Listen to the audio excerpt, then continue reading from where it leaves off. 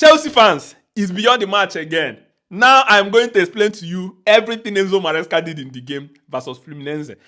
Before now we've not been talking about tactics, but right now Beyond is bringing back the tactics because Maresca carry me they go, carry me they go. Maresca carry me they go. Let's talk about what Chelsea did in this game. I'm just looking at the lineup. In this game, Chelsea started with 4-3-3. Like I said before, Enzo Maresca is so intelligent that this man is constantly changing formation according to the opponent.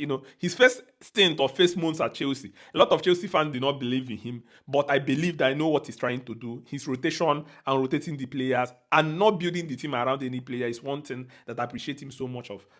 This is a manager that if he has 20 players in a season, he uses the 20 players. Everybody must have opportunity to play. From the beginning, from the biggest player to the littlest of the players, all of them are given a good chance to play. I'll be telling you about the system Chelsea played, and I'll be taking it one step further and telling you about Gittens and how Gittens can improve Chelsea Football Club. Chelsea played in this game 4-3-3. Chelsea played 4-3-3. Cucurella, centre-back pairing, Tosin and Chalobah. Number 2 is Malo Gusto. In the middle, Enzo Maresca played, Caicedo, Enzo Fernandez, and then Cole Palmer.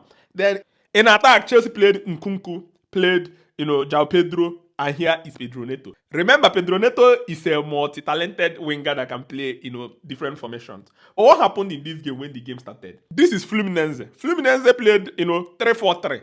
And what 3-4-3 means? Once the game started, Fluminense started playing a back five. This guy joined, the defenders, and they played a system of, 5-3-2. So they kept these two guys, in front. What were they trying to do? They want to keep it tight at the back. Thiago Silva is among the players that played at their back. They want to keep it tight. They want to stifle Chelsea. They know Chelsea have the capability to operate in these spaces. So they want to use these players because if this player is not here, you see there's a wide space. So they want to bring these players so that they can be close to each other. So that this little pocket of space in between the lines are covered and shielded perfectly. And now they set up also these two players to either split wide.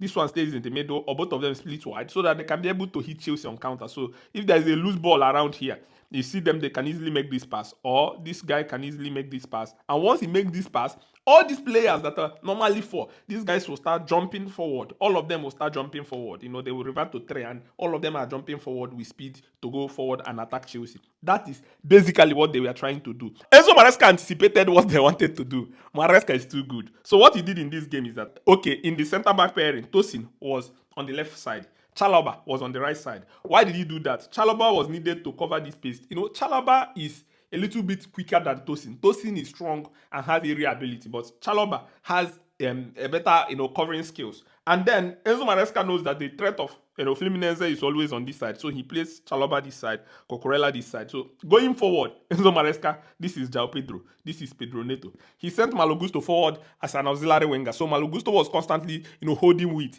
Now Nkunku that was supposed to be here, remember it is 4-3-3. Nkunku was now asked to be in the pocket of space, coming into this position. Here is João Pedro, here is Pedro Neto. And then Cole Palmer was not asked to be a free guy. Cole Palmer was able to, rotate sometimes, join here, sometimes, drop deep, rotating freely, and then being here. Enzo Fernandez was not pushed to go forward too much. What Enzo Maresca did in this game that was very interesting is that the gap between Caicedo, Enzo Fernandez, and Cole Palmer was very little. You remember during the last season, sometimes it looks like Caicedo is no man's land, like there's a huge space for him to cover alone. But in this game, the gap became very, very narrow. They can be able to pass the ball. So Chelsea will have the ball. Here is Chalobah, here is Tosin, here is Cucurella. They have the ball. You try to press, they pass the ball here. This one try to jump, there's another pass. This one is trying to come, there's a pass, there's a pass, there's a pass, there's a pass. And, passing angles everywhere. And what happened in this game is that in few occasions where these guys wanted to go forward, they wanted to keep men at the back, go forward, and there's a loose ball, in around this side.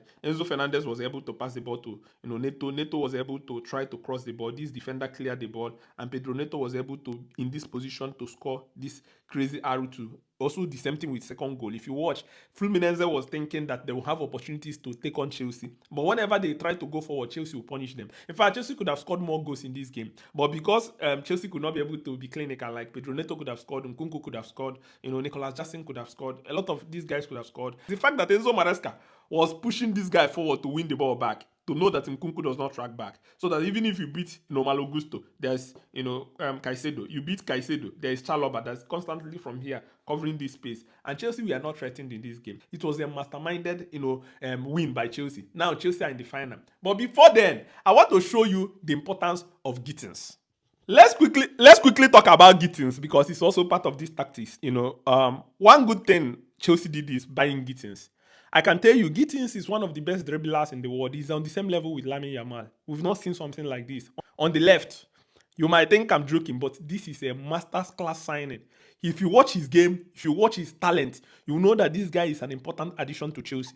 Let me tell you what happened to Gittens. Why it looks as if Gittens did not perform very well last season. At Dortmund. First of all, Gittens was an out and out winger, so he's not a winger you're asked to come in the pocket of space. There's some wingers like Kopama can play a wing. Kopama can start here and drift here. Gittens is among those kind of winger wants to stay here. Nuri Sahin was using Gittens here. Go and check the goal he scored against Bayern. But when they got Kovac wanted to play a winger inside, allowing the defender to overlap and take charge of the wide area. The same thing that Ruben Amorim is doing. But one good thing about Gittens is that if you watch the game, Pedro Neto is well suited this side.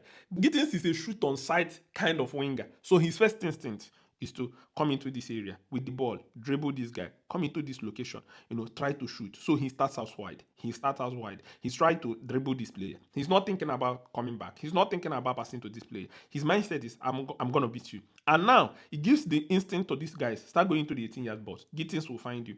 Gittens will be able to beat this guy. Get to this position.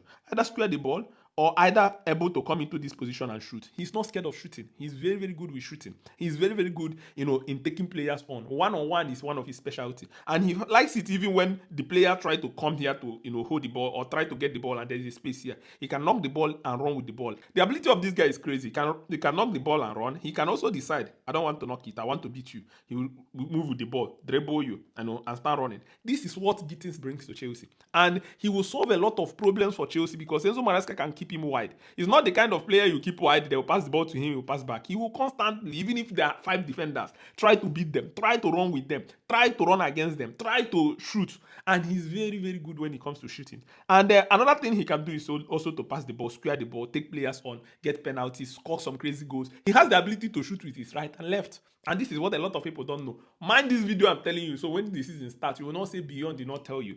He has the ability to shoot with right and left. He has the ability to be able to score kind of goals. He can run with the ball. He can be on the run. He can do all sorts of things. Now, Chelsea, this wing, chance creation will skyrocket. Expect more goals. Expect more assists. If you watch right now, it looks dominantly. Chelsea use this side more. Enzo Maresca said, if you watch his interview, that they know exactly what they need to improve the team. Now, Chelsea are creating so much. They need the equivalent this side. So this both side, expect it to be explosive. Estava Williams, Pedro Neto, Gittens on this side. This guy is explosive. Now, what are the weaknesses of Gittens that I think needs to improve? Number one, knowing the time to release the ball and time to dribble. So it is a fine detail.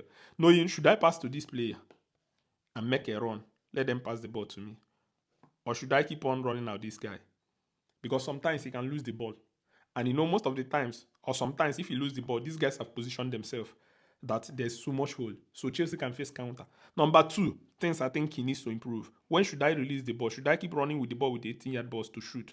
Or should I raise my head up and pass this ball to these guys to shoot? So these are the two things I think he needs to, take care of. Which I know that Enzo Maresca, the way Enzo Maresca coach players individually, this guy will improve in this. So these two things, should I pass the ball? When should I release the ball? Should I square the ball? Should I cross the ball? Is it low crossing? Or should I, cross the ball, up ball? These are the things. Then number two thing is, when should I run back?